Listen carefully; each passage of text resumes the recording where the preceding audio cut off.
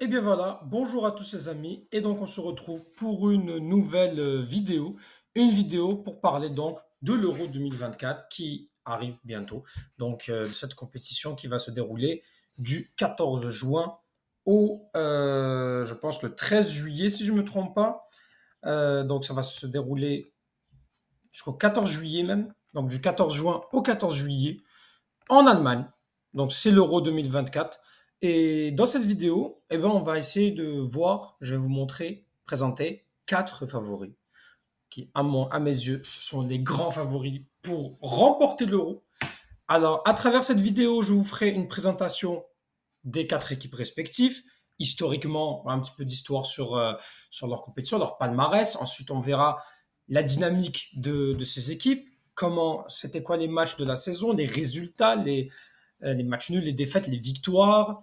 On parlera aussi de la liste de chacune de ces équipes, qui a été convoquée, qui n'a pas été convoquée. Les groupes aussi, on va présenter les groupes.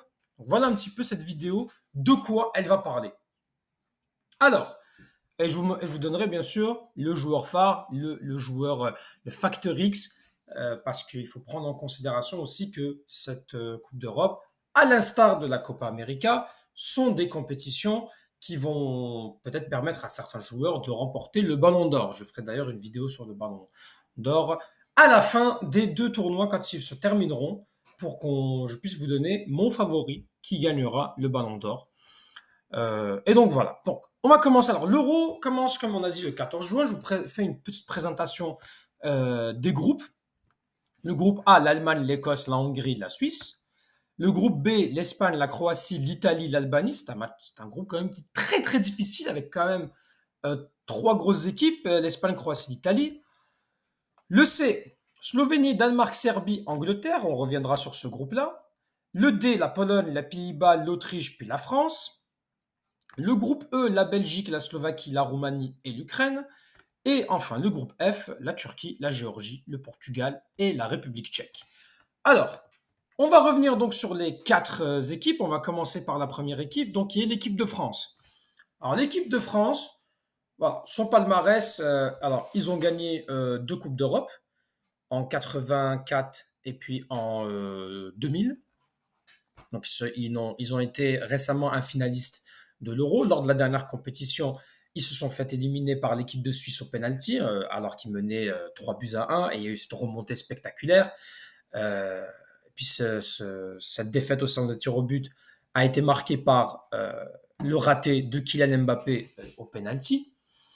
Et donc l'équipe de France, depuis septembre, qu'est-ce qu'a fait l'équipe de France depuis septembre 2023? Alors, ils ont commencé leur premier match, c'était la cinquième journée d'éliminatoire de l'Euro, ils avaient gagné l'Irlande 2-0.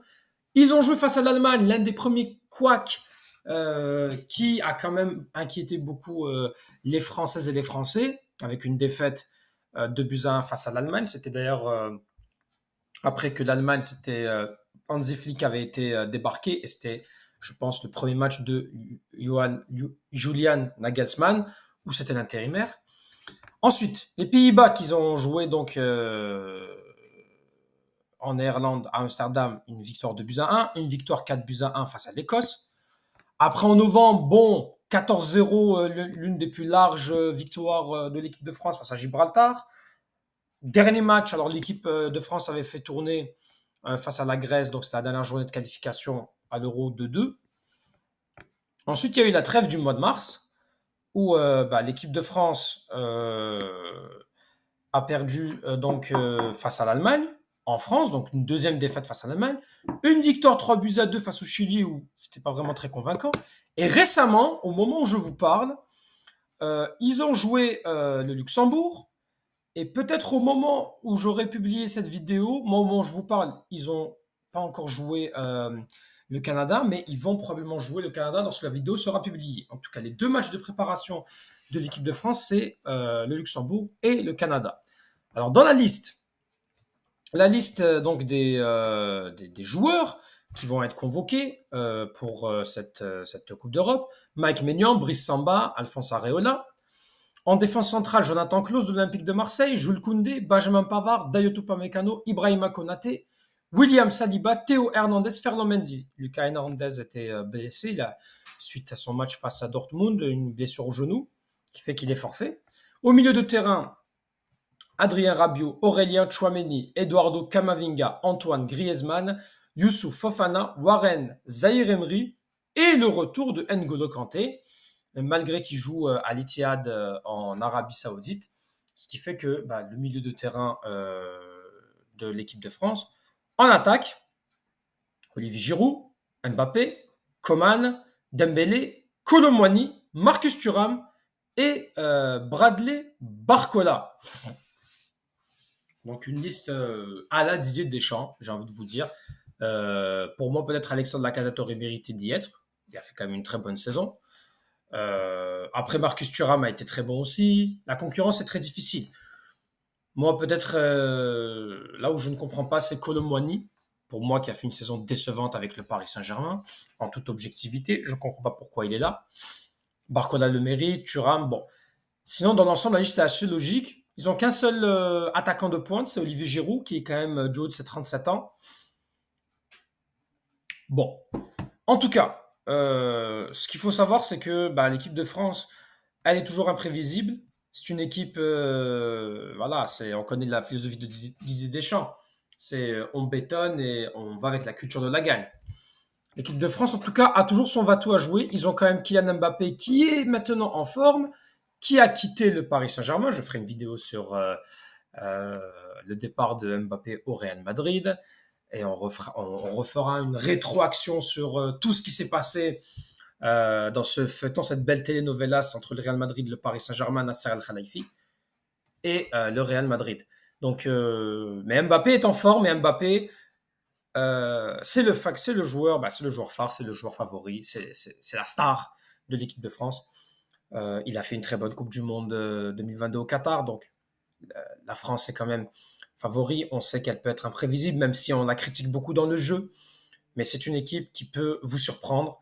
Et quand il y a un Kylian Mbappé, je peux vous dire que tout peut arriver. En tout cas pour Mbappé, surtout s'il veut espérer le Ballon d'Or, c'est son euro qui va primer. Parce que bon, il fait une belle Ligue des Champions, il a 8 buts, il va en demi-finale, il gagne la Ligue 1, il est meilleur buteur de Ligue 1, il n'a pas des stats comme on a pu voir par le passé, des meilleurs stats d'Mbappé. Par contre, s'il gagne l'euro, pour moi, il aura le Ballon d'Or. Pour moi, Mbappé gagne l'euro, Mbappé a le Ballon d'Or. Surtout s'il est performant. Bon. Pour l'équipe de France, c'est terminé. Deuxième équipe que je considère favori, le Portugal. Alors, j'y vais un peu dans le désordre, et c'est pas vraiment un classement, je dis deuxième équipe. Il y a 4 équipes, je classe pas les 4 équipes France, Portugal, Allemagne et Angleterre. Ce sont mes 4 favoris. Alors, Portugal, je considère aussi favori. Donc, le Portugal, qui n'ont gagné qu'un seul euro. Portugal emmené le Portugal de Cristiano Ronaldo qui avait gagné en 2016 face à l'équipe de France en finale. Le Portugal qui avait été éliminé en huitième de finale aussi face à la Belgique au dernier euro. Et qui là, si on regarde un petit peu le Portugal depuis septembre, alors le Portugal avait fait un 100% de victoire lors des qualifications à l'euro. Le Portugal a joué la Slovaquie, qui ont gagné 1-0. Le Luxembourg, qui ont gagné 9-0. La Slovaquie, qu'ils ont rejoué avec, ils ont gagné 3-2. Ils ont joué la Bosnie-Herzégovine 5-0. Le Liechtenstein 2-0. L'Islande 2-0. C'est pas vraiment des matchs où on peut déterminer le niveau, certes, mais ce Portugal est solide. Il ne fait que gagner. D'ailleurs, ils ont joué ensuite en mars face à la Suède, qu'ils ont gagné 5-2. Ils ont fait une petite défaite en match amical face à la Slovénie. Et récemment, ils ont joué la Finlande. À l'heure où je vous fais cette vidéo, ils joueront donc la Croatie. Par contre, quand la vidéo va être publiée, sûrement que il y aura vous connaîtrez le résultat Portugal-Croatie. Alors le Portugal qui va jouer aussi un autre match de préparation face à l'Irlande. Donc, ils ont quand même 3 matchs de préparation. Ils joueront donc la République tchèque, la Turquie, la Géorgie. Quand même un groupe qui devrait être à leur hauteur. Attention, la Turquie quand même, c'est une équipe voilà, qui est considérée comme un outsider. Donc attention pour eux, pour cela. Et puis bon, si on doit voir la liste donc du Portugal, avec, il y a toujours Cristiano Ronaldo, mais il y a donc Diogo Costa, José Sa, Rui Patricio, Danilo Pereira, Ruben Dias, Antonio Silva, Gonzalo Inácio du Sporting Portugal, Pepe, Nuno Mendes, Diogo Dalot, Joao Cancelo et Nelson Semedo en défense, Joao Palinha de Fulham, Joao Neves de Benfica, Ruben Neves qui joue à Al Hilal, Vitinha, Bernardo Silva, Bruno Fernandes et Otavio Dal Nasser. En attaque, Leao, Félix, Pedro Neto de Wolverhampton, Diogo Gota Liverpool, Francisco Conceição de FC Porto, Gonzalo Ramos et Cristiano Ronaldo. Ronaldo, si il veut, on va le dire, s'il veut sauver sa saison, à Al Nasser, il n'y a aucun titre. Il est meilleur buteur d'Al Nasser. Par contre, Ronaldo, je ne sais pas à quel point le Ballon d'Or peut se jouer. Il joue quand même dans un championnat qui n'est pas vraiment exposé. Alors l'Arabie Saoudite, depuis qu'il est arrivé, on s'intéresse toujours aux performances en Arabie Saoudite. Mais à quel point est-ce que Ronaldo, ça peut lui faire gagner le Ballon d'Or? Moi, je pense que s'il gagne l'Euro et qu'il est meilleur buteur de l'Euro, il a ses chances. N'en déplaise quand même peut-être ce serait un peu injuste pour les Vinicius, pour les Bellingham. Et je dis ça pour Ronaldo au même titre que pour Messi. Pour moi, Messi, voilà, s'il gagne la Copa América, il peut peut-être bien se classer au Ballon d'Or. Mais de là à gagner, ça serait historique. Je pense que si Ronaldo gagne le Ballon d'Or en gagnant bien sûr l'Euro, il serait, je pense, le joueur le plus âgé à remporter un Ballon d'Or. En tout cas, voilà pour le Portugal, qui a quand même un très bon effectif. Ils ont quand même des très bons joueurs. Et souvent, le Portugal a un grand effectif. Et ils arrivent souvent pas à performer. Alors, ils n'arrivent pas à faire jouer du beau jeu. Là, ils ont le nouvel entraîneur c'était l'ancien de la Belgique. J'ai un petit peu oublié son nom, c'est Roberto Martinez. Donc, Roberto Martinez qui a repris cette équipe. Alors, Roberto Martinez, beaucoup critiqué en Belgique, mais il a quand même fait de belles choses pour l'équipe belge. On a vu quand même la Belgique à son prime. On a vu la Belgique faire peut-être la meilleure performance en Coupe du Monde, une 3e place. Ils n'ont pas gagné de titre, certes, mais ils ont quand même été très bons. Mais là aussi, la Belgique, c'est un petit peu le même cas avec le Portugal. Une très grande génération, une très belle génération, puis pas de titre malheureusement. Ok. On va ensuite y aller à l'Angleterre. Donc, l'Angleterre, qui est tombé donc dans un groupe. Alors, son groupe de l'Angleterre, c'est la Serbie, le Danemark et la Slovénie. Quand même, le Danemark, ça va se jouer pour la première place avec le Danemark. La Serbie a son mot à dire. La Slovénie sera donc cette équipe novice. Donc, Southgate, qui donc a commencé la saison depuis septembre, a joué donc face à l'Ukraine un match nul, une victoire 3-1 face à l'Écosse, un match amical, une victoire 1-0 face à l'Australie, une victoire 3-1 contre l'Italie, match de qualification, alors l'Italie était dans le groupe de l'Angleterre, une victoire face à Malte, un match nul face à la Macédoine du Nord pour clôturer ses qualifications, et ensuite en match amical, en mars, ils ont joué le Brésil qu'ils ont perdu, ils ont joué contre la Belgique dans lequel ils ont fait un match nul. Alors, ils ont joué la Bosnie qu'ils ont gagné 3-0 le 3 juin. Et au moment où je vous parle, ils vont jouer leur match face à l'Islande. Et ça sera leur dernier match de préparation avant de se consacrer pleinement à l'Euro. Ils joueront la Serbie en premier match. Ensuite, donner la réplique face au Danemark, puis clôturer face à la Slovénie. La liste de Gareth Southgate. Alors, l'Angleterre, il avait fait une pré-liste. Puis finalement, il a donné sa liste définitive et il s'est passé de certains joueurs. Alors en gardien, c'est Henderson de Crystal Palace, Jordan Pickford, Aaron Ramsdale d'Arsenal. En défense, Lewis Dunk, Joe Gomez de Liverpool, Mark Guéhi de Crystal Palace, Ezri Konsa, Luke Shaw, Johnston, Kieran Trippier de Newcastle, Kyle Walker de Manchester City. Au milieu de terrain, Trent Alexander-Arnold qui peut jouer en latéral, Conor Gallagher, Kobe Mainoo de Manchester United, Adam Wharton, Declan Rice. En attaque, Bellingham, Jarrod Bowen, Ebereki Eze, Phil Foden, Anthony Gordon, Harry Kane, Cole Palmer, Bukayo Saka, Ivan Toney et Oli Watkins.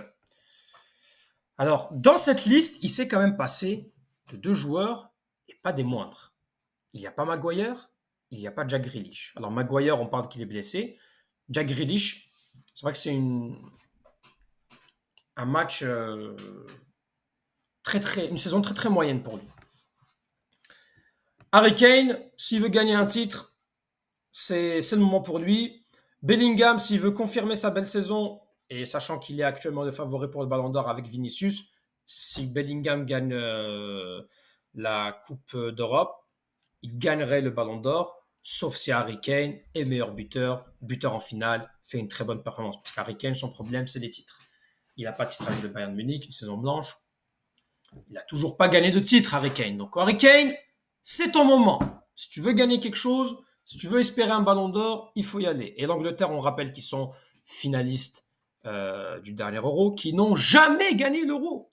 Jamais. Le dernier Euro, c'était leur meilleure performance à l'Euro.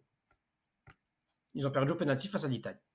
Et enfin, on termine avec l'Allemagne, pays organisateur, qui, ces dernières années, l'Allemagne, beaucoup de déceptions. Déception deux Coupes du Monde d'affilée au premier tour, 8e de finale face en Euro qui ont perdu face à l'Angleterre. On peut pas dire que l'Allemagne est dans sa période de gloire. Mais les Allemands sont pays organisateurs et le pays organisateur reste parmi les favoris. Donc on peut pas le nier.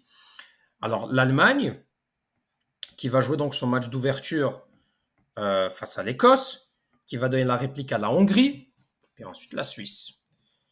Voilà le groupe dans lequel ils sont tombés, un groupe qui est quand même assez abordable pour eux, les Allemands devraient s'en sortir, mais attention à l'Allemagne, c'est toujours difficile avec eux.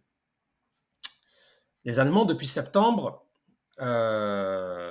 c'est pas ça quand même. Hein. Il y a une grosse défaite face au Japon 4-1, qui a précipité le départ d'Hansi Flick. Ils ont changé d'entraîneur pour ramener Julian Nagelsmann. Ils gagnent 2-1 face à la France, gagnent 3-1 face aux États-Unis, font un match nul face au Mexique, perdent face à la Turquie. Moi, je dis la Turquie, attention, ça peut être un très bon outsider. Ils perdent face à l'Autriche. Ils gagnent la France. Ils gagnent les Pays-Bas. Et récemment, ils font 0-0 face à l'Ukraine. Aujourd'hui, au moment où je fais cette vidéo, ils jouent la Grèce.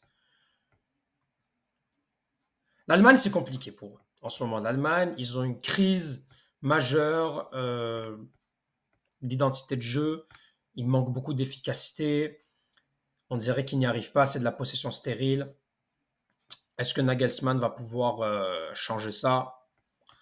Je vous dirais que je ne sais pas trop. Alors, pour la liste de l'Allemagne, alors en gardien, Manuel Neuer, toujours là, hein, l'indétrônable Manuel Neuer, Marc-André Ter Stegen, Alexander Nübel de Stuttgart et Oliver Baumann de Hoffenheim. Il y a quand même 4 gardiens.